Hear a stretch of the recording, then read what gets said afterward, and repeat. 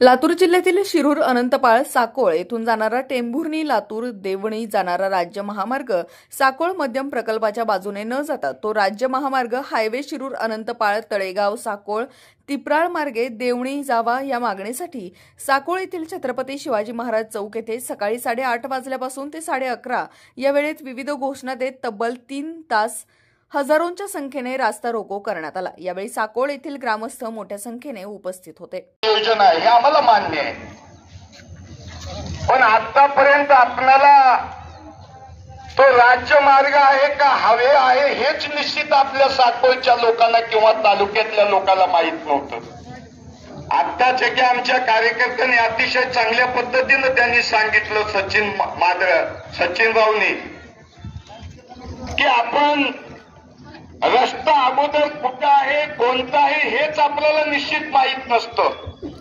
या अगोदर आपली चूक आहे असं मला या ठिकाणी नमूद करायचं आहे। कारण ज्या वेळेस आरी मोड ती